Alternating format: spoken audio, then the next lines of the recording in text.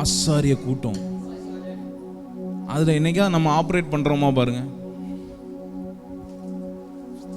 எங்க பாஸ்டர் 24 மணி நேரம் பாத்திரம் கழுவுறதுக்கே எனக்கு டைம் பத்த மாட்டேங்குது, துணி துவைக்கிறதுக்கு டைம் பத்த மாட்டேங்குது. இதுல நம்ம எங்க ராஜரிக, அவன் என்ன சொல்லிட்டான் இவன் என்ன சொல்லிட்டான்னு ஃபோன் கால் வேற.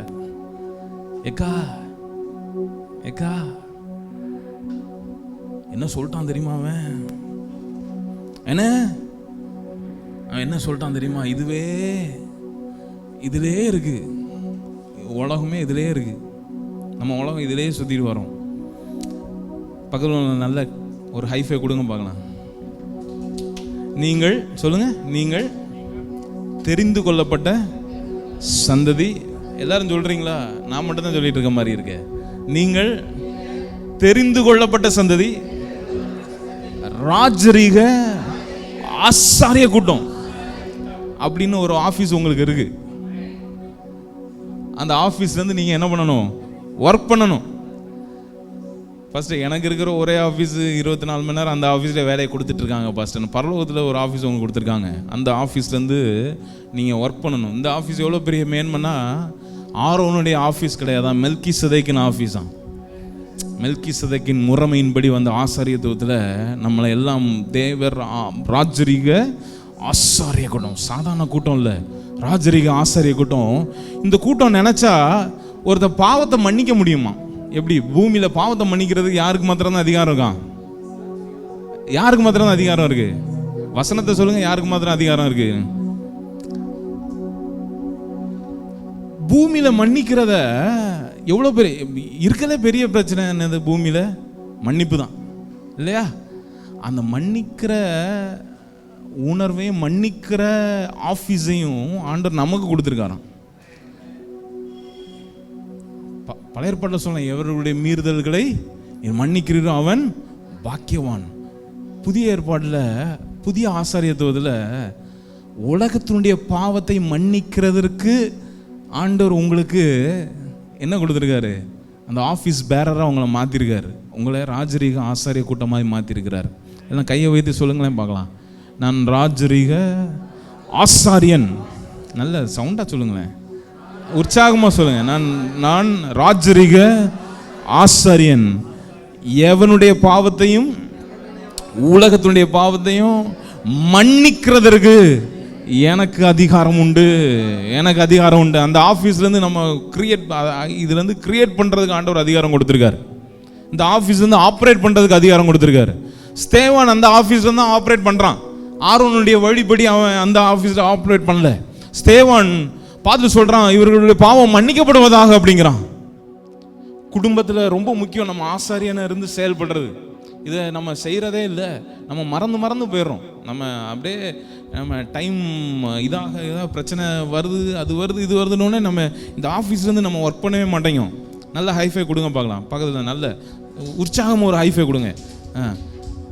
கொடுத்துட்டு சொல்லுங்க, நாளையிலேருந்து இன்னையிலேருந்து இந்த ஆஃபீஸுக்கு அப்பப்போ வரணும். அப்பப்போ என்ன பண்ணணும்? என்னாச்சு? திறந்தே இருக்கா? அப்பப்போ வரணும் ஆஃபீஸ்க்குள்ள. சும்மா அருளனை கையெழுத்து போட்டு வர மாதிரி இந்த ஆஃபீஸில் என்ன பண்ணிடக்கூடாது. எப்போ கால் பண்ண, பாஸ்டர் 2 மணிக்கு நான் கடலை மிட்டாய் சாப்பிட்டுட்டு இருக்கேன் பாஸ்டர், நல்லா தூங்கிட்டு இருக்கேன்மா. இந்த ஆஃபீஸ் எப்படியோ, இந்த ஆஃபீஸ் பரலோகத்துலேருந்து உங்களுக்கு ஒரு ஆஃபீஸ் கொடுத்துருக்காங்க. எல்லாம் கையை வச்சு சொல்லுங்க, எனக்கு ஒரு பெரிய ஆஃபீஸ் கொடுத்துருக்காரு. அந்த ஆஃபீஸுக்கு அப்பப்போ போக்கும் வரதுமா இருப்பேன். அதிலே தான் வாழ்ந்துட்டு இருக்கோம். அதை அட்லீஸ்ட் நீங்கள் கொஞ்சம் தொடங்கும் போது எப்படி பண்ணுங்க, போக்கிலும் வரதிலும் அப்படி தொடங்க. கொஞ்சம் போக்கும் வரதும் அப்பப்போ வாரத்தில் 1 நாள் வர்றதுலேருந்து வாரத்தில் ஒரு 2 நாள், வாரத்தில் ஒரு 3 நாள், அப்படியே வர 24 மணி நேரம் அந்த ஆஃபீஸ்லேருந்து ஒர்க் பண்ண ஆரம்பிச்சிருவோம். இந்த வருஷத்தில் எத்தனை பேர்த்துடைய பாவத்தை நீங்கள் மன்னிச்சிங்க?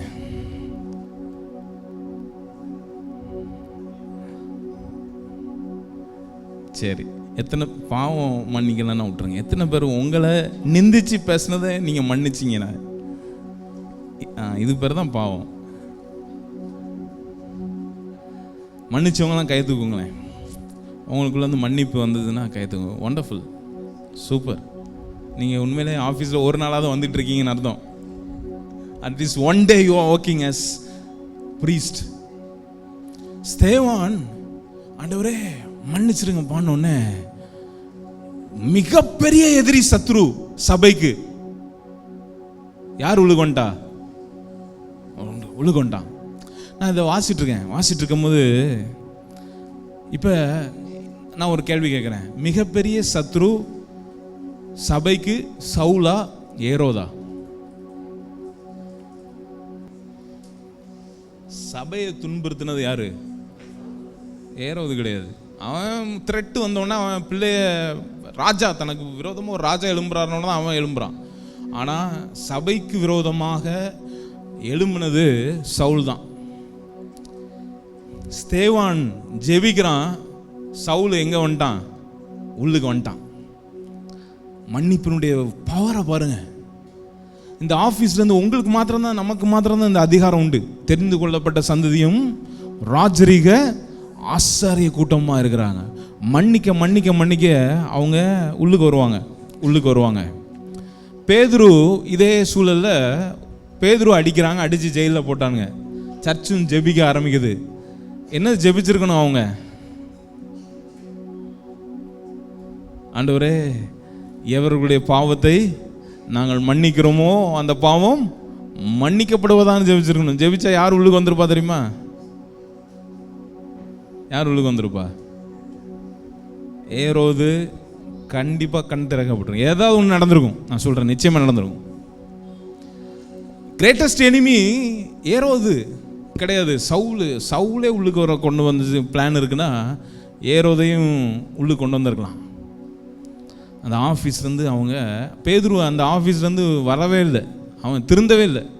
பேதுரு கடைசி கொஞ்ச நாள் கழித்து தான் ஐயா என்ன பண்ண ஆரம்பிக்கிறாரு, அங்கங்கே வெளிப்பாடு வந்தாலும் வரவே இல்லை. ரொம்ப நாளுக்கு அப்புறம் தான் வந்துச்சு இந்த வெளிப்பாடு. அதுக்கப்புறம் தான் எழுதுறாரு, நீங்கள் தெரிந்து கொள்ளப்பட்ட சந்ததியாயும் ராஜரீக ஆசாரிய கூட்டமாகும். அனனியா சப்பேரால மன்னிச்சிருக்கலாமா, மன்னிக்க கூடாதா? பொய் சொன்னது இவன் பெரிய பொய் சொன்னானா, அவன் பெரிய பொய் சொன்னானா? சொல்லுங்க, சொல்லி பாருங்க, நினைச்சு பாருங்க. நம்ம நினைக்கிறோம் போட்டு தள்ளிட்டான், ஜட்ஜ்மெண்ட்டு இயேசுவின் நாமத்தில் இடி விழட்டும் அப்படின்னு. அந்த ஆஃபீஸ்லேருந்து அதையும் பண்ணலாம். ஆனால் அவன் தெரிந்தெடுத்தது இவங்களை போட்டு தள்ளியிருக்கலாம், அவன் மன்னிப்பு கொடுத்துருக்கலாம். நீ மன்னிக்கப்படுவதா, அவங்க பாவம் மன்னிக்கப்படுவதாக அப்படின்னு சொல்லியிருந்தா அன்னைக்கு மன்னிப்பு இருந்திருக்கும், கண்டிப்பாக மன்னிப்பு இருந்திருக்கும். ப்ரீஸ்ட்ரி ஆஃபீஸ்லேருந்து, பிரதான ஆசாரியனுடைய ஆஃபீஸ்லேருந்து மகா பிரதான ஆசாரியர் நமக்கு இருக்கிறார். நம்மளும் ஆசாரிய கூட்டமாக இருக்கிறோம். நமக்குள்ளே இருந்து இந்த ஆவியில் நம்ம செயல்படுவதற்கு தேவன் நம்மை பயிற்சி வைப்பாராக. ஆமென், பயிற்சி வைப்பாராக. You are powerful. நம்ம அவ்வளோ பவர்ஃபுல். உலகத்தினுடைய பாவத்தை நம்ம மன்னிக்கலாம், இந்தியாவுடைய பாவத்தை நம்ம மன்னிக்கலாம், திருநெல்வேலியில் இருக்கிற அக்கிரமங்களை நம்ம மன்னிக்கலாம். நான் ஒருத்தன் இருந்தால் போதாது, எல்லாரும் சேர்ந்து ஒரு கம்யூனிட்டியாக, ஒரு ஃபேமிலியாக சேர்ந்து ஆண்டவரே திருநெல்வேலியில் நடக்கிற அக்கிரமங்களை நாங்கள் மன்னிக்கிறோம் அப்படின்னு சொன்னால் நிச்சயமாக மன்னிக்கப்படும். நான் சொல்கிறேன், நிச்சயமாக மன்னிக்கப்படும், நிச்சயமாக மன்னிக்கப்படும். வர நாட்களில் இப்படி வர ஆண்டவர் நமக்கு கிருபை பாராட்டுவாராக. ஆமென். யோவான் 6 நான் இன்னைக்கு சொல்ல போகிறது ரொம்ப முக்கியம். ரொம்ப போன வாரம் பேசினதோடைய அதோடைய தொடர்ச்சி தான் பேசுகிறேன். ரொம்ப கவனமாக நீங்கள் கேளுங்க. 6:63 எல்லாம் சேர்ந்து வாசிக்கலாமா? ஆவியை உயிர்ப்பிக்கிறது, மாம்சமானது ஒன்றுக்கும் உதவாது. நான் உங்களுக்கு சொல்லுகிற வசனங்கள் ஆவியாயும் ஜீவனாயும் இருக்கிறது. நல்ல எனர்ஜியா சொல்லுங்க, ஸ்பிரிட்ல இருந்து சொல்லுங்க. நான் உங்களுக்கு சொல்லுகிற வசனங்கள் ஆவியாயும் ஜீவனாயும் இருக்கு. ஒரு 3 பேரை பார்த்து சொல்லுங்க, நான் உங்களுக்கு சொல்ற வசனங்கள் ஆவியாயும் ஜீவனாயும். அப்படி பேஸ் கொடுங்க, ஆவியாயும் ஜீவனாயும் இருக்கிறது. ஒரு 3 முறை நீங்களே சொல்லி பாருங்க, உங்க ஸ்பிரிட்ல இருந்து அதை சொல்லி பாருங்க. நான் உங்களுக்கு சொல்லுகிற வசனங்கள் ஆவியாயும் ஜீவனமா இருக்கிறது. நான் பேசுகிற வார்த்தைகள் ஆவியாயும் ஜீவனுமா இருக்கிறது. நான் உங்களுக்கு சொல்லுகிற வசனங்கள் ஆவியாயும் ஜீவனமா இருக்கு. இது கிறிஸ்து, இயேசு கிறிஸ்து சொல்றாரு. இப்ப கிறிஸ்துனுடைய ஆவி நமக்குள்ள இருக்கு. இப்ப நம்ம பேசுற வசனங்களும் எப்படிதான் இருக்கு? ஆவியாயும் ஜீவனாயும் இருக்கிறது. அதை உணர்ந்து இப்ப கிறிஸ்துனுடைய ஆவியானவர் உங்களுக்குள்ள இருக்கிறார். அதை உணர்ந்து நீங்க சொல்லுங்க பார்க்கலாம், நான் பேசுகிற வசனங்கள் வார்த்தைகள் ஆவியாயும் ஜீவனுமாயும் இருக்கிறது. அவர் பேசுகிற ஒரு வார்த்தை பேசும்போது ஆவி உள்ளுக்கு போகுது, உள்ளுக்கு போய் ஜீவனை உருவாகுது. அதே போல நான் பேசுகிற ஒவ்வொரு வார்த்தையும் ஆவி அனுப்பப்படுகிறது, ஆவி உள்ளுக்கு போகுது, ஆவி ஜீவனை உண்டாக்குகிறது. இதை உணர்ந்து இதை உணராம சொல்லக்கூடாது. இதை உணர்ந்து அப்படியே கிறிஸ்துவனுடைய ஆவியை உங்களுக்குள்ள உணர்ந்து, மெல்கியை நான் மறந்து கிறிஸ்துவ எனக்குள்ள வச்சு, கிறிஸ்து எனக்குள்ள வாழ்கிறார், அதை வச்சு அந்த வார்த்தையை இப்போ நான் அறிக்கை பண்ண போகிறேன். அந்த வார்த்தையை நான் அறிக்கை பண்ண ஜீவன் உண்டாகட்டும்னு சொல்கிறேன், ஜீவன் உண்டாகட்டும்னு சொல்கிறேன். அப்படி நீங்கள் எல்லாரும் சேர்ந்து சொல்லி பாருங்க பார்க்கலாம். நான் பேசுகிற வசனங்கள் ஆவியாயும், நல்ல சத்தமாக சொல்லுங்க, அப்படியே உள்ளத்துலேருந்து சொல்லுங்க, உங்கள் ஸ்பிரிட்லேருந்து அதை சொல்லுங்க. உங்கள் வாய் சொல்லக்கூடாது, உங்கள் ஸ்பிரிட்லேருந்து அதை சொல்லணும். நான் அதை உணர்ந்து சொல்லுங்க. உணர்ந்து அதை உணர்ந்த மாதிரியே தெரியல எனக்கு, அதை உணர்ந்து சொல்லுங்க. நான் பேசுகிற வசனங்கள் ஆவியாயும் ஜீவனுமா இருக்கிறது. ஆவியின் வளங்கள் அப்படின்னு சொன்னேன் போன வாரம். நம்ம பூமியில எப்படி வளங்கள் இருக்கிறதோ அது போல ஆவியில வளங்கள் இருக்கிறது. நமக்கு ஆவி, ஆத்மா, சரீரம் இருக்கிறது. இந்த ஆவி, நம்முடைய ஆவி அவருடைய ஆவியோடு இணையும் போது அதுல ஜீவன் வருது. இப்ப நல்லா சொல்லுங்க, ஆவி. எல்லாம் சொல்லுங்க, நான் ஒரு ஆவி. நான் மெல்கி அல்ல, நான் மெல்கி, நான் கிறிஸ்துவின் ஆவி உடையவனாய் இருக்கிறேன். நான் ஒரு ஆவி. அதனாலதான் ஃபர்ஸ்ட் போட்டிருக்கேன் இல்லையா? இந்த ஆவியும் தொடர்பு வைக்கும் போது ஆவியில இருக்கிற எல்லா வளங்களும் நம்முடைய ஆவி, ஆத்மா, சரீரத்துக்குள்ள என்ன ஆகுது? இறங்குகிறது, வருது. நம்மகிட்ட இறங்குறது என்ன பண்ணுதுன்னா, நம்ம சரீரம் மூலமாக, நம்ம ஆவி மூலமாக இந்த உலகத்துக்கு என்ன பண்ணுது? பரம்புது, உலகத்துக்கு பரவுது. இதான் உலகம்னு வச்சுக்கோங்க. இதான் உலகம். இந்த ரெண்டும் கனெக்டடா இருந்தா இவர் என்ன சொல்றாரு? ஆவியே உயிர்ப்பிக்கிறது, மாம்சமானது ஒன்றுக்கும் உதவாது. இது மாம்சம் இல்லையா? மாம்சம் ஒன்றுக்கும் உதவாதுன்னு தனியா படிக்க கூடாது. ஆவி இல்லாத மாம்சம் ஒண்ணுக்கும் உதவாது. மாம்சம் உதவாதுன்னா அப்ப எதுக்கா சாப்பிடுறீங்க? 24 மணி நேரம் எதுல தான் என்ன இருக்கு? இன்னைக்கு இங்கே உட்காந்துட்டு இருக்கீங்க, இன்னும் 12:30 மட்டன் இந்த கடையில் வாங்கணுமா, நம்ம அன்னையில் வாங்கணுமா, எங்கே வாங்கணும், இது எல்லாமே இந்த விடைய எண்ணம் இல்லையா? அது ஒன்றும் உதவான்னு சொல்லக்கூடாது. ஆவி இல்லாத மாம்சம் ஒன்றுக்கும் உதவாது. இப்போ நல்லா சொல்லுங்க, ஆவியே உயிர்ப்பிக்கிறது, ஆவி இல்லாத மாம்சம் ஒன்றுக்கும் உதவாது. நான் உங்களுக்கு சொல்லுகிற வசனங்கள் ஆவியாயும், நான் சொல்ற வசனம் இந்த ஆவிக்கும் ஆவியா இருக்குது. இந்த ஆவிக்குள்ள எப்படி இருக்கான்? ஜீவனமா இருக்கு. அது இங்க இருந்து இங்க டிரான்ஸ்ஃபர் ஆகுது, அது இங்க இருந்து இங்க டிரான்ஸ்ஃபர் ஆகுது, இங்க இருந்து வெளியே போகுது. ஃபர்ஸ்ட் நான் சாப்பிடுறேன், நான் அனுபவிக்கிறேன், என்னிலிருந்து என்ன ஆகுது? வெளியே பரம்புது. இதுதான் ஐடியா. இங்க இருக்கு 32, யோபு 32:8. யோபு 32:8 எல்லாம் எடுத்துக்கோங்க. இன்னைக்கு நிறைய வசனம் இருக்கு, அதனால கொஞ்சம் பைபிளை உங்க கண்ணு முன்னாடி வச்சுக்கோங்க. எல்லாம் சொல்லுங்க, யோபு 32:8 எல்லாம் சேர்ந்து சொல்லலாம். ஆனாலும் மனுஷரில் ஒரு ஆவி உண்டு, மனுஷரில் ஒரு ஆவி உண்டு, சர்வருடைய சுவாசமே அவர்களை உணர்வுள்ள. இந்த ஆவி உணர்வு இல்லாம இருக்கு. ஆனா என்ன பண்றாரு? சர்வருடைய சுவாசம் அந்த ஆவி உணர்வுள்ளவாயிருச்சு. இந்த ஆவி உணர்வு வந்துச்சுன்னா ஆத்மாவுக்குள்ள ஜீவன் இருக்கும், ஜீவன் சரீரத்துக்குள்ள பாயும், சரீரத்தில் இருக்கிற ஜீவன் உலகத்துக்கு முழுவதும் என்ன பண்ணும்? பரம்பும். உணர்வுள்ளவர்களாய், அந்த உணர்வுள்ளவர்களா அந்த வசனத்தை நீங்க ஞாபகத்தில் வச்சுக்கோங்க. இப்ப உணர்வு வரணும்னா சர்வவருடைய சுவாசம் அவர்களை உணர்வுள்ளவர்களாக்க வேண்டும். இப்ப இதை கணக்கு பண்ணுங்க. நான் பேசுகிற வசனம் ஆவியாயும் ஜீவனமாய் இருக்கிறது அப்படின்னா என்ன அர்த்தம்? அவர் பேசுகிற, அவர் சுவாசத்திலிருந்து வெளிப்படுகிற வசனம் எல்லாம் நமக்குள்ளே உணர்வு உண்டாக்குகிறது, நமக்குள்ளே உணர்வு உண்டாக்குகிறது. என் ஆவியை உணர்வு ஆக்குகிறது, என் ஆவியை ஸ்பிரிட் ரெல்ம்ல ஆப்ரேட் பண்ண வைக்குது, ஜீவன் உண்டாகுது அதுல. இதை தான் எசேக்கியேல் இப்ப அனுபவிக்க ஆரம்பிக்கிறான். எசேக்கியேல் இவ்வளவு நாள் ஆசாரியனா தான் இருந்தான். பழைய ஏற்பாட்டு ஆசாரியன் வேற, புதிய உடன்படிக்கையின் ஆசாரியத்துவம் வேற. பழைய உடன்படிக்கையின் ஆசாரியத்துவம் நமக்கு இல்ல. புதிய உடன்படிக்கையின் கீழே மெல்கிசேதேக்கின் முறைமையின்படி நம்ம எல்லாம் ஆசாரிய கூட்டமாய் தேவன் என்ன பண்ணியிருக்கார்? நம்மளை தெரிந்தெடுத்திருக்கிறார். பழைய உடன்படிக்கையின் ஆசாரியத்துவம் வெறும் சடங்குகள் சார்ந்த ஆராதனை, வெறும் சடங்கு, அந்த பலி இந்த பலின்னு, அந்தி பலி சந்தி பலி, இந்த பலி அந்த பலின்னு எல்லா பலியும், பாவ நிவாரண பலி, எல்லா பலியும் என்ன பண்ணிக்கணும்? செலுத்தி ஒரு சடங்காச்சாரமாய் செய்து வந்த ஆசாரியத்துவ வேலையை அந்த ஆஃபீஸில் உட்கார்ந்து இருக்கிற எசேக்கியேல இப்போ ஆண்டோடைய வசனம் வருகிறது. ஆண்டோடைய வார்த்தை வந்தோடனே நான் ஆவிக்குள்ளானேங்கிறான், நான் எழும்பி நிற்கிறேன், நான் கால் ஊன்றி நிற்க செய்தது அப்படிங்கிறான். அப்படின்னு என்ன சொன்னா, ஆசாரியத்துவத்தில் படுத்திருக்கிற ஆசாரியத்துவத்திலிருந்து இப்போ தீர்க்கதரிசியாக என்ன பண்றான்? எழும்புகிறான். ஆசாரியத்துவத்திலிருந்து ஒரு டிரான்சிஷன், அவன் ஒரு ப்ராஃபட்டா மாறுறான். இப்போ போன வாரம் இன்னொரு வசனத்தை வாசிப்போம். எசேக்கியேல் 1, 2, 3, 4 வாசிப்போம். இது நான் இன்னைக்கு பேசுறது உங்க ஆவிக்குள்ள தான் போகணும், உங்க ஆத்மாக்குள்ள போகக்கூடாது. ஃபர்ஸ்ட் ஆவிக்குள்ள போனா எல்லாம் சரியாயிடும்.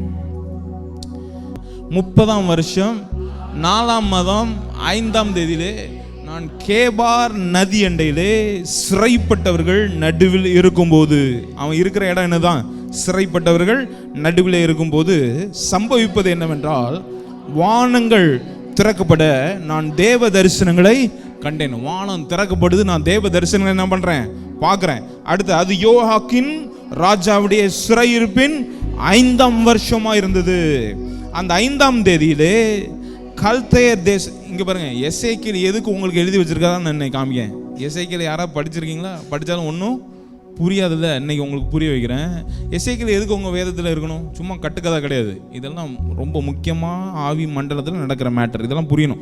3ஆம் வசனம், அந்த 5ஆம் தேதியிலே கல்தேயர் தேசத்தில் உள்ள கேபார் நதி அண்டையிலே பூசி என்னும் ஆசாரனுடைய குமாரனாகிய எசேக்கியேலுக்கு கர்த்தருடைய வார்த்தை உண்டாகி, அங்கே கர்த்தருடைய கரம் அவன் மேல் வந்து அமர்ந்தது. இதோ வடக்கே இருந்து புசல் காற்றும் பெரிய மேகமும் அதோட கலந்த அக்கினியும் வர கண்டேன்.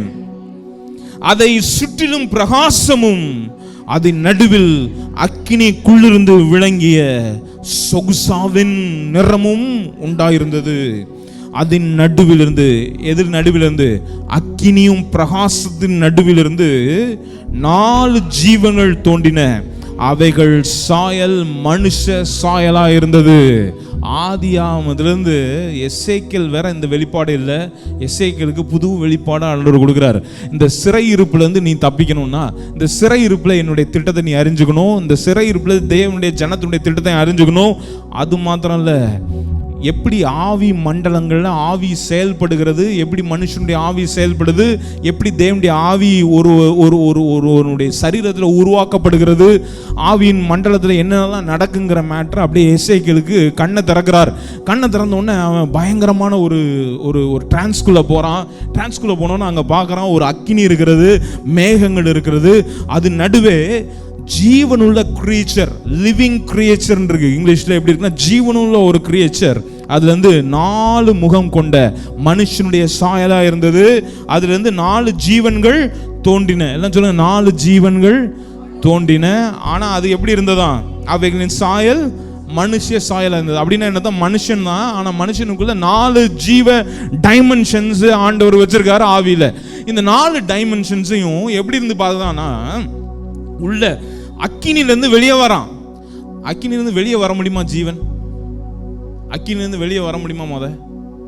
சொல்லுங்களேன். அக்கினிலேருந்து அவிச்சு தான் போடும் இல்லையா? அக்கினி வெந்துடும், அக்கினி எல்லாத்தையும் முடிச்சிடும். அன்னைக்கு என்ன பண்ணோம், ஒரு ஊரில் என் ஃப்ரெண்டு வீட்டுக்கு போயிருந்தோம். ஃப்ரெண்டு வீட்டுக்கு போனோன்னே அவங்க ஊரில் ப்ரான்ஸ் வாங்கிட்டு வந்துட்டான். ப்ரான்ஸ் இருக்குல்ல, ப்ரான்ஸ் நல்ல ரெட்டு ப்ரான்ஸாக வாங்கிட்டு வந்துட்டான்.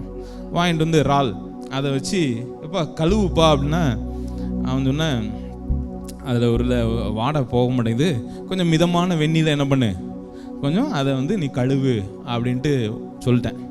நான் ஏதோ வேலையில் இருந்தேன். அவன் நீ கழுவுன்னு, நீ கழுவுறதை பார்த்துக்கோ அப்படின்னு நல்ல இவ்வளோ கடற்கரையில் போய் இவ்வளோ கை நிறைய இவ்வளோ சட்டி நிறைய வாங்கிட்டு வந்தாச்சு. இப்போ கொஞ்சம் பார்த்துக்கோ கழுவிரு அப்படின்னா அவன் கொதிக்க வெந்நீரில் என்ன பண்ணிட்டான், போட்டு இறாலை போட்டுட்டான். இறால் எல்லாம் வெந்து கறி ஆயிட்டு கொண்டு வரான் என்கிட்ட. கொண்டு வந்தா என்ன பண்ணி வச்சிருக்கேன்னு, அட பாவி கழுவ உன்னை ஒரு மிதமான வெந்நில மஞ்சள் பொடியை போட்டு என்ன பண்ணிருந்தேன், பச்சை தண்ணியில் கூட கழுவிருக்கலாம். இப்படி கழுவுனா அவன் என்ன பண்ணிட்டான், இறால் வெந்து அப்படியே வருது. அக்கினியை எஸ்கேப் பண்ணவே முடியாது. ஆனால் உலகத்தில் பயங்கரமான ஃபயர் இருக்கு. மெட்டீரியல் ஃபயர் ஒரு பெரிய அழிக்கும் சக்தி உள்ளது இல்லையா, ஃபயர். அந்த ஃபயர்லேருந்து 4 ஜீவன்கள் வெளியே வருது. அது மனுஷ சாயலாய் இருந்தது. இந்த ஆவி இல்லாமல் இது நடந்திருக்காது. ஆவி அதுக்குள்ளே இருந்தனால எந்த அக்கினியும் அதை சுட்டரிக்க முடியவில்லை. இந்தியாவிலேருந்து வர்றது எதுவும் உங்களை சுட்டரிக்காது, உலகத்திலேருந்து வர்றது எதுவும் உங்களை சுட்டரிக்காது.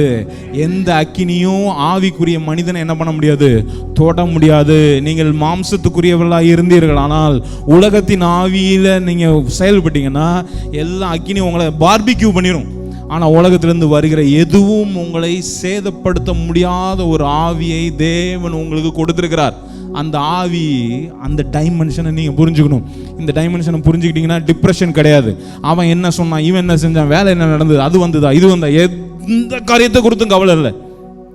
ஏன்னா அக்கினி நடுவே தோன்றி அக்கினிலிருந்து வெளியே வந்த ஒரு 4 ஜீவனுக்குரிய ஆவியை தேவன் உங்களுக்குள்ளேயும் வச்சிருக்கிறார். அது மனுஷ சாயலாக இருந்தது. அப்புறம் என்ன நடக்குது பாருங்க, அவைகளில் ஒவ்வொன்றுக்கும் 4 முகங்களும் ஒவ்வொன்றுக்கும் 4 செட்டைகளும் இருந்தன. 4 முகம், 4 செட்டைகள் இருந்தன. அவைகளுடைய கால்கள் நிமிர்ந்த கால்களாக இருந்தன. அவருடைய உள்ளங்கால்கள் கன்றுக்குட்டியின் உள்ளங்கால்களுக்கு ஒப்பாக இருந்தது. அவைகள் துளக்கப்பட்ட வெண்கலத்தின் வர்ணமாய் மின்னிக் கொண்டிருந்தன. அவைகளுடைய செட்டைகளின் கீழ் இதை விட்டுருங்க, அப்படியே வாங்க. இதை வீட்டில் கொஞ்சம் வாசிங்க.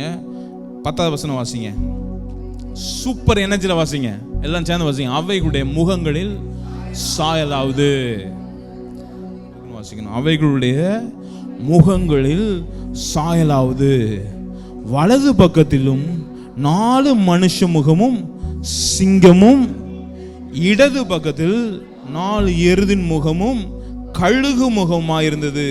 அவருடைய முகங்கள் இப்படி இருக்க அவைகள் செட்டைகளில் அடுத்த வாசிங்க.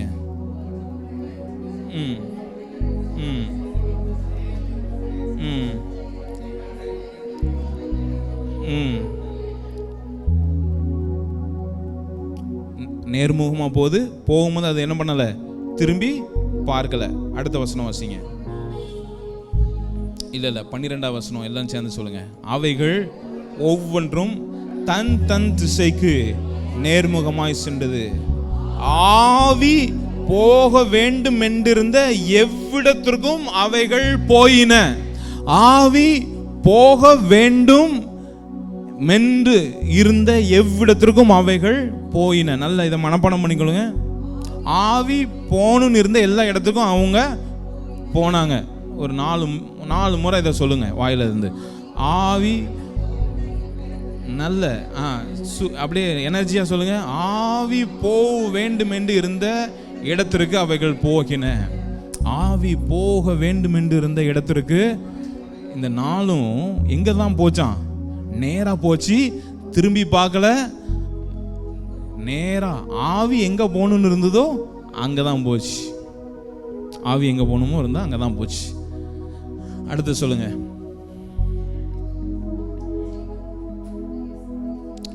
13. ஜீவன்களுடைய சாயல் எப்படி இருந்ததென்றால் அவைகள் எரியிற அக்கினியின் தழலில் தோற்றமும் தீவிரத்தர்களின் தோற்றமுமா இருந்தது. அந்த அக்கினி ஜீவன்களுக்குள்ளே உலாவி பிரகாசமா இருந்தது. அக்கினிலிருந்து மின்னல் புறப்பட்டது. பா,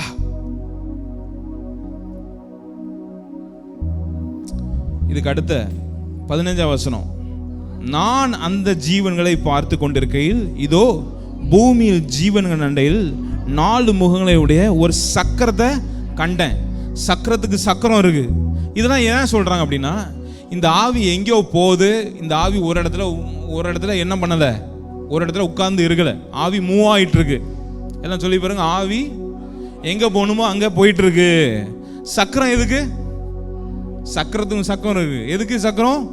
மூவ் ஆயிட்டு இருக்கு. அப்போ ஆவிக்குரியவர்கள் என்ன பண்ணிட்டே இருக்காங்க? ஸ்டாக்னண்டா இருக்கிறதே கிடையாது. ஆவிக்குரியவன் ஒரு ஜோன்ல இருந்து இன்னொரு ஜோன் என்ன பண்ணிட்டே இருக்கான்? மூவ் ஆகிட்டே இருக்கான். உட்கார்ந்து சேர தச்சுக்கிறவங்க கிடையாது. ஆவிக்குரியவர்கள் தான் கையை உயர்த்தி சொல்லுங்க. ஆவிக்குரியவன் ஆவி போகணும்னு இருக்கிற இடத்திற்கு ஆவி போகிறான். ஆவி போகுது. இந்த இமேஜை பாருங்க. இந்த இமேஜை பார்த்தோன்னே உங்களுக்குள்ள, இதை பார்த்தோன்னே உங்களுக்குள்ள ஒரு என்னெல்லாம் இருக்கு? ஃபர்ஸ்ட் என்ன இருக்கு? ஃபர்ஸ்ட் எருது, 2வது கழுகு, 3வது மனுஷ சாயல், 4வது சிங்கம். இந்த மனுஷ சாயல் யாரு?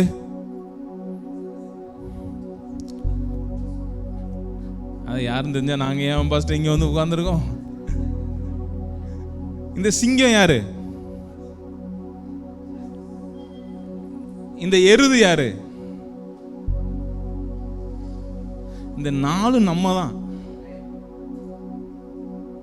மனுஷன் யாரா இருப்பான்? எருது யாரா இருக்கும்? அந்த பக்கத்து வீட்டுக்காரனா இருப்பானோ? சிங்கம்னா நம்ம பேர போட்டுக்கலாம். இந்த 4 நம்ம தான்.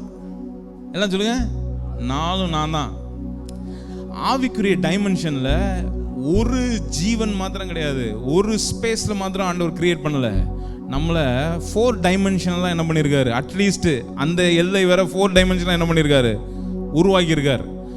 நம்ம இந்த லைஃப்ல மாத்திரமே வாழ்ந்துட்டு இருக்கோம். எதுல வாழ்ந்துட்டு இருக்கோம்? இதுல மாத்திரமே என்ன பண்ணிட்டு இருக்கோம்? ஆப்ரேட் பண்ணிட்டு இருக்கோம். பக்கத்துல பார்த்து சொல்லுங்க. நீங்க ஒரு இடத்துல சொல்லுவான், ஏய் நான் யார் தெரியுமாடா? யார் தெரியுமா? எனக்கு இன்னொரு முகம் உண்டு. இன்னொரு முகம் இல்லை, இன்னும் 3 முகம் எனக்கு உண்டு அப்படின்னு சொல்லுங்க பார்க்கலாம். பக்கத்தில் பார்த்து சொல்லுங்க. ஏய் இப்படியே சொல்லுங்க. ஏய் இப்படி சொல்லணும். ஏய் நான் வெக்கப்பட, என்ன வெக்கப்பட்டா அங்க கோழி குஞ்சு தான் இருக்கு. உங்களுக்கு வெக்கப்படாம அப்படி சொல்லுங்க பார்க்கலாம். இங்க இருந்து ஒண்ணு, ஏய் நான் யார் தெரியுமா? சர்ச்சில் வந்து தான் இவ்வளோ வெக்கப்படுறீங்க. சர்ச்சில் வந்தால் மாத்திரம்தான் இவ்வளோ பவ்யம். நல்லா சொல்லி பாருங்க. ஏய் யார் தெரியுமா? எனக்கு ஒரு முகம் கிடையாது, 4 முகம். ஆண்டவர் என்ன செய்யலாம், என்ன எசேக்கியேலுக்கு சொல்ல விரும்புகிறார்னா, எசேக்கியேலுக்கு என்ன கற்றுக் கொடுக்கிறார்னா, நீ சிறையிருப்பில் இருக்க, சிறையிருப்பில் இருந்து உன்னை இரட்சகனாக விடுதலை கூறும் ஒரு தீர்க்கதரிசியை நான் அனுப்புகிறேன். நான் அனுப்பும் போது ஆவியின் வளங்கள் எல்லாவற்றையும் வச்சு உனக்கு நிரப்பி உன்னை ஃபில் பண்ணி அவங்களுக்கு முன்னாடி போய் நான் என்ன பண்ணுறேன்? நான் நிறுத்துகிறேன் அப்படின்னு சொல்றார். மோசே அனுப்பும் போது நான் யாரு என்னை அனுப்பினார்னு சொன்னா நீ அவங்ககிட்ட போய் சொல்லணும், இருக்கிறவராகவே இருக்கிறவர் என்னை அனுப்பினார்னு சொல்லணும். அன்னைக்கு இந்த 4 டைமென்ஷனை பத்தி பேசல. ஏன்னா ஆவியின் மண்டலத்தில் அவங்க என்ன பண்ணல, அவங்க வந்து ஆப்ரேட் பண்ணவே இல்லை. அப்படியே ஆண்டவர் ஜோனா வளர்ச்சி மாறிக்கிட்டே இருக்கு. ஒரு கட்டம் வந்தோடனே எசேக்கியேல்கிட்ட போய் சொல்றாரு, நான் வந்து உன்னை அவங்களுக்கு முன்னாடி போய் நிறுத்துறேன். நிறுத்தும் போது அவங்களுக்கு மேலே நீ செயல்படணும்னா, அவங்க சிறையிருப்புக்கு நீ போய் பேசணும்னா, இந்த உலகத்தில் நீ ஆப்ரேட் பண்ணணும்னா நீ ஒருத்தன் மாத்திரம் போகாதது. உனக்கு நான் ஆவியில் எல்லா சப்ளையும் நான் என்ன பண்ணியிருக்கேன், நான் உனக்குள்ள வச்சு சகல வளமும் நிறைந்த எசேக்கியேலாக ஆவியில் உன்னை நான் அனுப்புகிறேன். இதான் மகிமை, இதான் ஆவியில் அவன் வந்து நிற்கிறான். இப்போ நம்மளையும் இப்படி தான் ஆண்டவர் வச்சிருக்காரு இந்த உலகத்தில். நம்ம ஒரு டைமென்ஷனில் மாத்திரமே டீல் பண்ணிட்டு இருக்கோம். மனுஷன் அப்படிங்கிற டைமென்ஷன் இதுவே தாங்க மாட்டேங்க.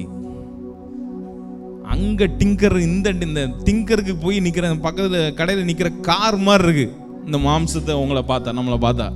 இங்கே அடி, இங்கே முதுவை திரும்பினா இங்கே அடிக்கிறான் பாஸ்டர், தலையில் நின்னா தலையை கொட்டுறான் பாஸ்டர், எல்லா பக்கமும் நெருக்கி அடிச்சு நெளிச்சு வச்சு சண்டே சர்வீஸ் வந்தா பாஸ்டர்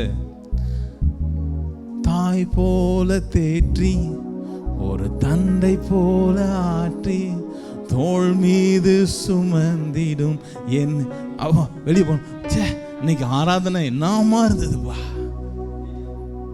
ஆராதனை இன்னைக்கு அப்படியே அழுகையா வந்துச்சு பிரதர், ஆறுதலா இருந்தது சிஸ்டர்.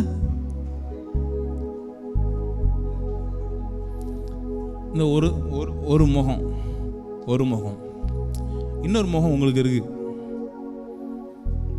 கழுகு முகத்தை உங்களுக்கு கொடுத்துருக்காரு. உங்களுக்குள்ள கழுகு செயல்பாடுகளை கொடுத்துருக்காரு.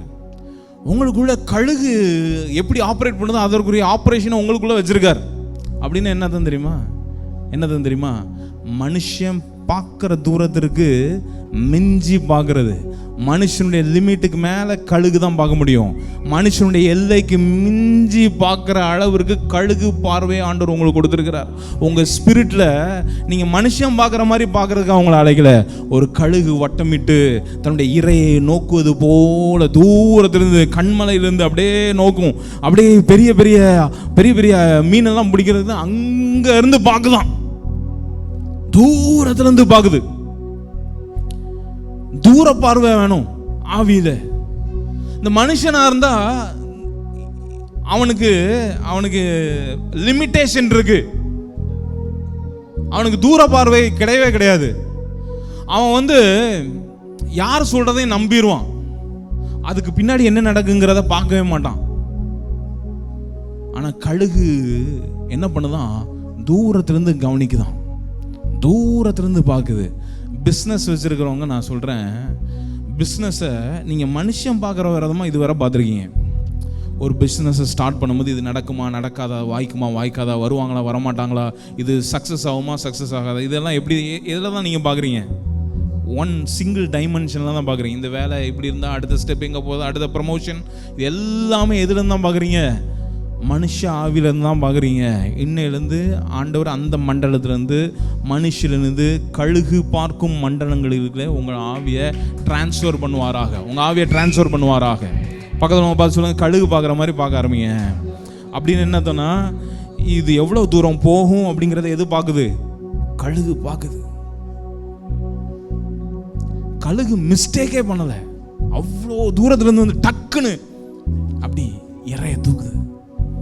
அதை மாதிரி பிஸ்னஸ் உலகத்தில் பிஸ்னஸை தூக்குறதுக்கு உண்டான எல்லா வளங்களும், ஆவிக்குரிய எல்லா வளங்களும் வச்சிருக்காரு, உங்களுக்குள்ளே வச்சிருக்காரு, உங்களுக்குள்ளே வச்சிருக்காருங்க, வச்சிருக்காரு. நம்புறவங்க மாத்திரம் கரங்களை உயர்த்தி நன்றி சொல்லுங்க. எனக்குள்ள கழுகு சமானமாய் எல்லாவற்றையும் வச்சிருக்காரு எனக்குள்ள. நான் பார்க்க முடியும். கொஞ்ச நாளாக என்னால் அண்டர்ஸ்டாண்ட் பண்ண, இதுவரை நான் இவ்வளோ தெளிவாக நான் இருந்தாலும் நானும் வளரலை, நானும் உங்களோட தான் வளர்ந்துட்டுருக்கேன். I am also growing, we all are growing together. நம்ம எல்லாம் சேர்ந்து என்ன பண்ணிகிட்டு இருக்கோம், ஆவின் மண்டலத்தில் வளர்ந்துகிட்டே இருக்கோம்.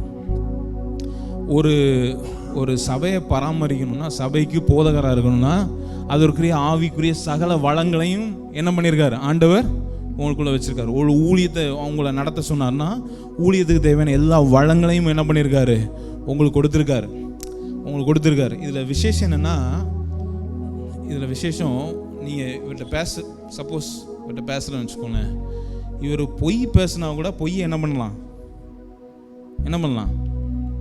ராஜசேகர் பிரதர் இது பொய் பேசுகிறாரா உண்மையை பேசுகிறாரா தெரிஞ்சிடும். தெரிஞ்சிட்டும் போய் அவர்கிட்ட போய் பிரைஸ் லார்ட் சொல்லணும். பிரதர் இருக்கீங்களா பிரதர்? பிரதர் எப்படி இருக்கீங்க? இப்படி செய்யணும், இப்படி செய்யணும்.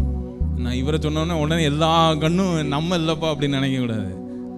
நான் சொல்கிறேன், உங்களுக்குள்ள ஸ்பிரிட்டை நான் சொல்கிறேன். சில பேர் பொய் சொல்கிறாங்க நல்லாவே, அதை பொய்யை மறைக்கிறதுக்கு ஒரு மசாலா தடவுவாங்க, மீன் மசாலா மாதிரி, அதுவும் நல்லாவே தெரியும். ஆனால் தெரிஞ்சும் கழுகு இப்படிதான் இருக்கணும். சில நேரம் உங்களை நிதானிக்க ஆவிக்குரிய மனுஷனை யாரும் என்ன பண்ண முடியாது. அவன் மேற்குலேருந்து வரானா, வடக்குலேருந்து வரானா, தெற்குலேருந்து வரானா, எங்கேயும் நிதானிக்கவே. நீங்கள் எல்லாத்தையும் நிதானிக்கலாம், அவங்க உங்களை நிதானிக்கவே கூடாது, நிதானிக்க முடியாது. கழுகு அப்படிப்பட்ட வலிமை, கழுகுன்னு ஆவி அப்படிப்பட்ட வலிமை உள்ளது. நீங்கள் நினைக்கிறீங்க போய் சொல்லிட்டு அதை மூடி பூசி மொழிவிடலாம் அப்படின்னு நினச்சா உங்களை மாதிரி முட்டாள் யாருமே கிடையாது. ஆவிக்குரியவன் சகலத்தையும் நிதானி தருகிறான். எல்லாத்துலேயும், உங்கள் குடும்பத்தில், சபையில் மாத்திரம் இல்லை, உங்கள் பிஸ்னஸில், உங்கள் ஊழியத்தில், எல்லாவற்றிலும் நிதானிக்கிற ஆவியே ஆண்டவர் உங்களுக்கு கொடுத்துருக்கிறார்.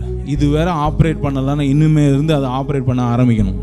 இனிமே இருந்து அதை ஆப்ரேட் பண்ணட்டும். பக்கத்தில் பார்த்து சொல்லுங்களேன். கழுகை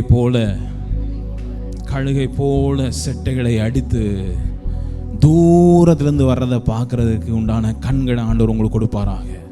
லாங் விஷன் உங்களுக்கு கொடுப்பாராக. தூர பார்வையை கொடுப்பாராக.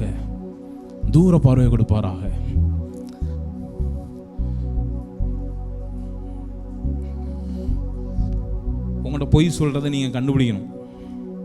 எல்லாத்தையும் நினச்சி எல்லாத்தையும் நம்பி ஏமாந்து போகக்கூடாது. இவ்வளோ நாள் நீங்கள் இந்த ஃபேஸில் மாத்திரம் டீல் பண்ணிட்டு இருந்தீங்கன்னா நிறைய ஏமாற்றத்தை நீங்கள் சந்திப்பீர்கள். இது வேற உங்களுக்கு நேரிட்ட அநேக ஏமாற்றங்கள். Every disappointments, it is because you only operated in one dimension.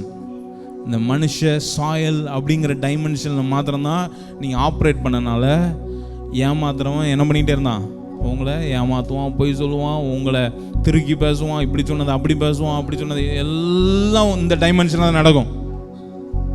எல்லாமே இதில் தான் நடக்கும். ஆனால் ஆண்டவர் அதற்கு மேலே பார்க்கும்படியான கழுகு பார்வையை ஆண்டவர் உங்களுக்கு கொடுத்துருக்காரு. கழுகு பார்வை, தூரத்துலேருந்தே இது பொய்யா இது உண்மையா, தூரத்துலேருந்து இது என்ன இருதயத்திலேருந்து வருகிறது.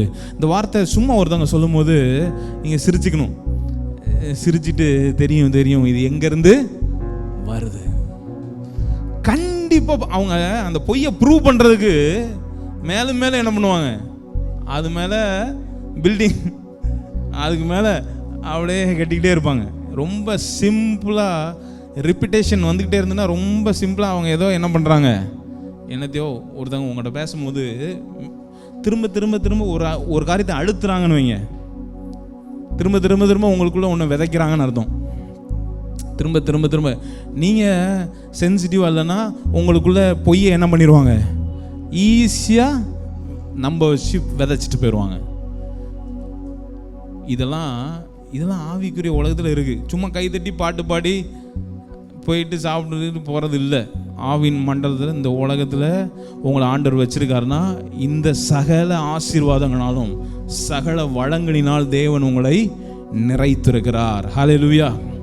எல்லாம் கரங்களை உயர்த்தி சொல்லுங்க, ஆண்டவரே இன்னையிலேருந்து ஏமாற்றம் என் வாழ்க்கையில் இருப்பதில்லை. டிஸப்பாயின்மெண்ட்ஸ் உங்கள் வாழ்க்கையில் இருக்க முடியாது. அவனை நம்பி ஏமாந்துட்டேன், இங்கேருந்து யாரும் நீங்கள் சொல்லக்கூடாது.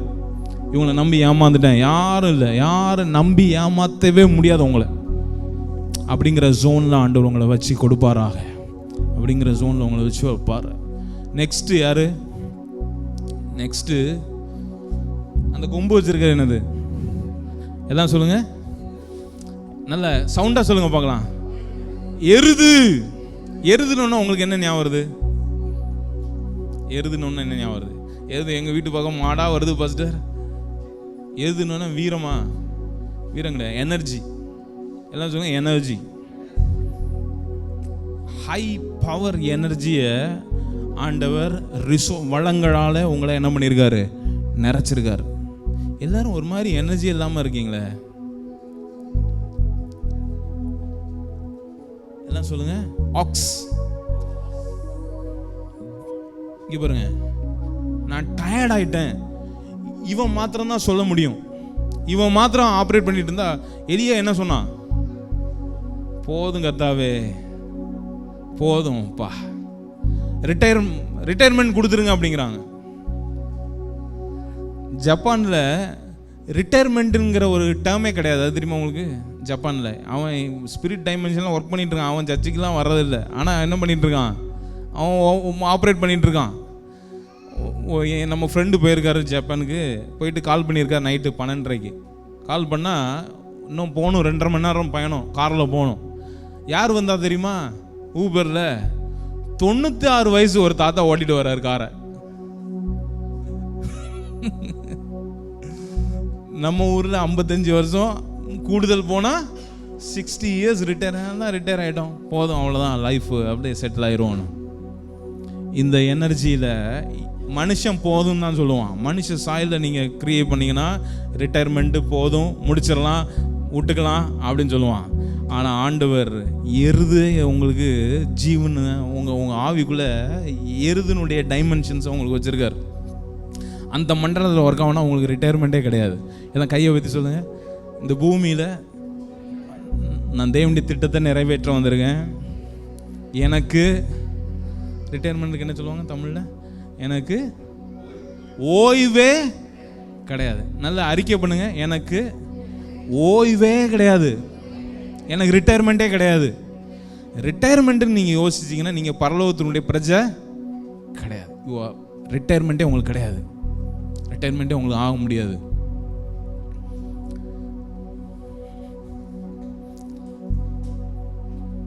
லைஃப்பை 60 வயசில் முடிச்சிடக்கூடாது, போயிட்டே இருக்கணும். 93 96 வயசான் அவருக்கு. அவர் வந்தோடனே, எப்போ உனக்கு வயசு என்ன சார் அப்படின்னு கேட்டேன்னா, எனக்கு I am 96 still running still alive and kicking அப்படிங்கிறாலாம். அப்பா இவர் போய் சேர்த்துருவாரா நம்மளை, கீரெல்லாம் போட்டுருவாரான்னு இவருக்கு வந்தால், கடைசி இறங்கணுன்னு இவன் டயர்டாகிட்டாரான். பெட்டியை தூக்கி அவர் கொண்டு வந்து வைக்கிறான், பெட்டியை தூக்கி அப்படி வைக்கிறார். ஆஸ்திரேலியாவிலேருந்து ஒரு ஃபேமிலி வந்துருந்துச்சு. அவங்கள காரையார் கூப்பிட்டு போனோம். காரையாரில் போட்டிங் கூப்பிட்டு போனோம். போட்டிங்கில் கூப்பிட்டு போனால் சர்ச்சில் இருக்கிற எல்லா பாட்டியும் வந்துட்டாங்க, போட்டிங் நாங்களும் போவோம் அப்படின்ட்டு. அங்கே இருக்கிற பாட்டி மாதிரி சொல்கிறாங்க, அப்படியே ஏறாதீங்க ஆடும் அப்படிங்கிறாங்க, போட்டு ஆடும் அப்படிங்கிறாங்க. இந்த ஒரு பாட்டி வந்துச்சு, அந்த பாட்டிக்கு 75 வயசு. அது மேலே போட்டு மேலே ஒத்த காலில் அப்படி ஏறி நின்றுட்டு, நீங்கள் கையை கொடுங்க அப்படின்னுச்சு. இவன் உள்ளூரில் இருந்துட்டு இவன் கம்பம் ஊனிக்கிட்டு 60 வயசு ஆகுது, தள்ளாடி நடந்துக்கிட்டு 75 வயசு பாட்டி கையை கொடு அப்படிங்குது. தூக்கி விட்டு நிறுத்துச்சு. எல்லாம் மென்டாலிட்டி தான், எல்லாமே மனநிலை. சிங்கம் எப்படிப்பட்டது? சிங்கம் எப்படிப்பட்டது? ஒன்று சொல்கிறேன், நீங்கள் ரெடியாக இருந்தால் தான் சிங்கத்தை சொல்லுவேன். உங்கள் ஆவியில் நீங்கள் ரெடியாக இருக்கணும். சிங்கம் எப்படின்னா, இது வேற, நீங்கள் இந்த ஒன் சிங்கிள் டைமென்ஷனில் ஒர்க் பண்ணும்போது, மனுஷ சாயல் அதில் மாத்திரம் நீங்கள் ஆப்ரேட் பண்ணும்போது, உங்களை நிறைய பேர் என்ன பண்ணலாம், ஏமாற்றலாம், ஏமாற்றத்தை கொடுக்கலாம், டிஸப்பாயின்மெண்ட்ஸை கொடுக்கலாம், உங்களை நிறைய பேர் தவிர்க்கலாம். என்ன செய்யலாம்? தவிர்க்கலாம். உங்கள் ப்ரெசன்ஸை விரும்பாமல் இருக்கலாம், உங்களை ஒதுக்கலாம்.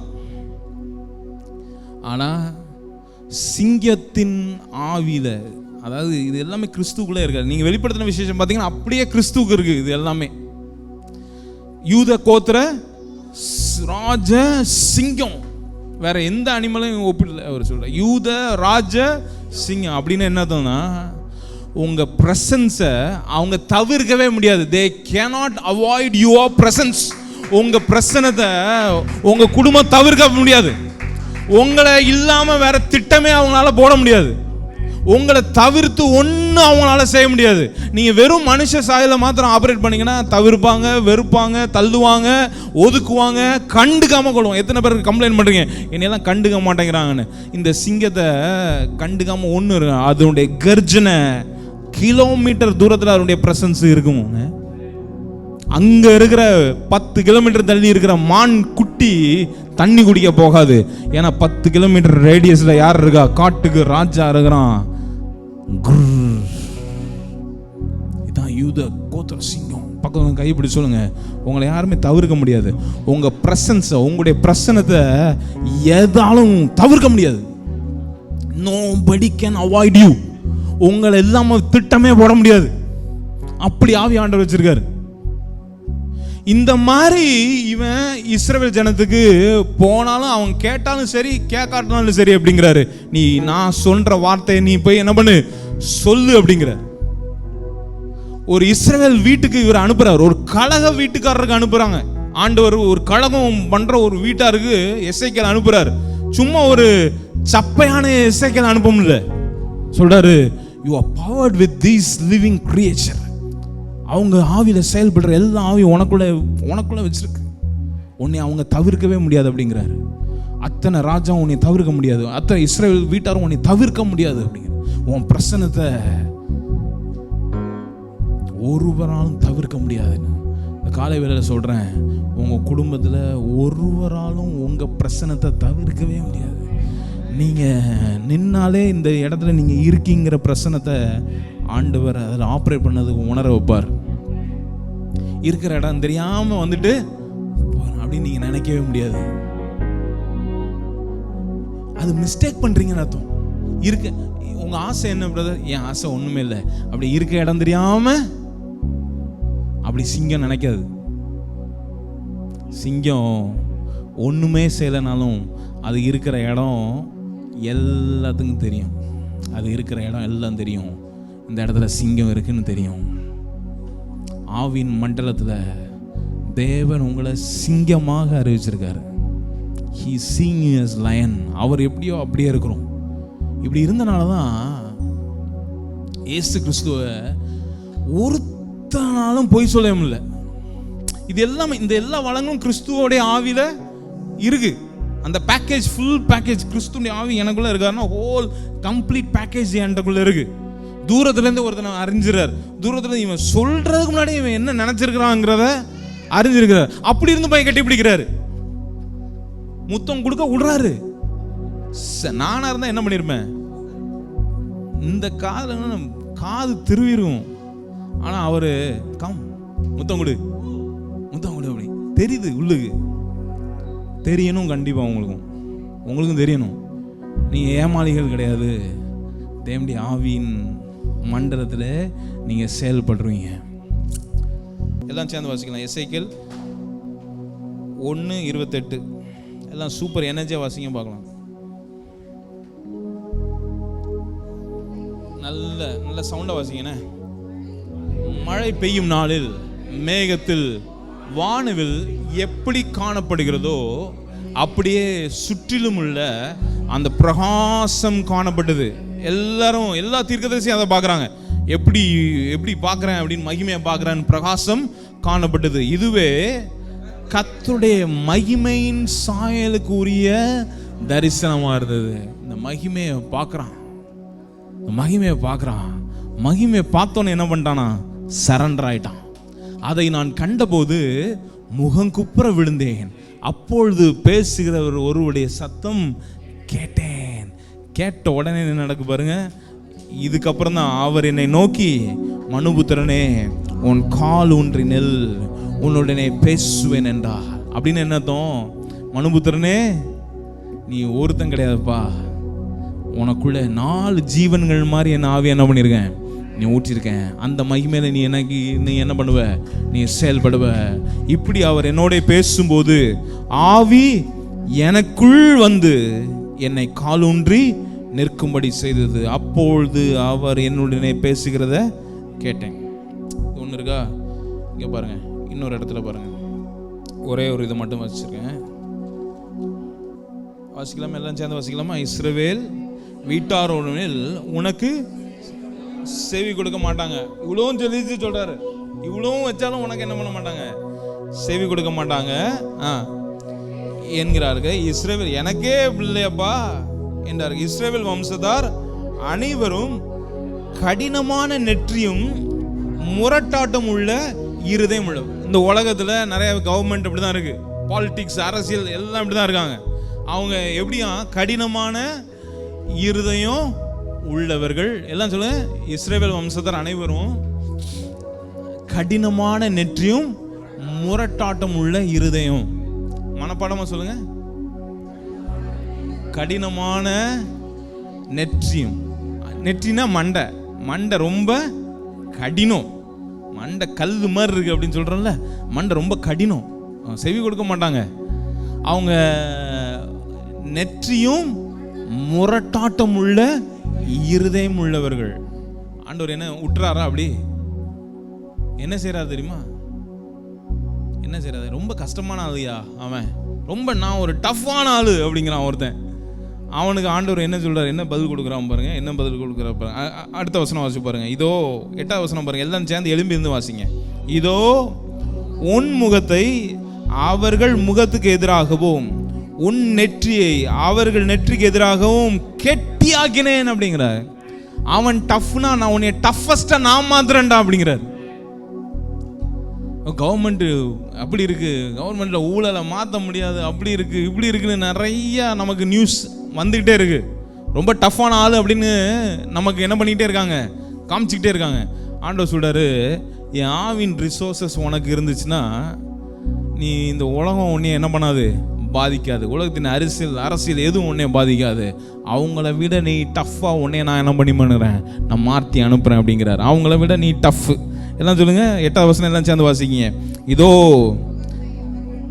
உன் முகத்தை அவர்கள் முகத்துக்கு எதிராகவும் உன் நெற்றியை எதிராகவும் கெட்டி ஆக்கினேன். 9வது வசனம் வாசி பாருங்க.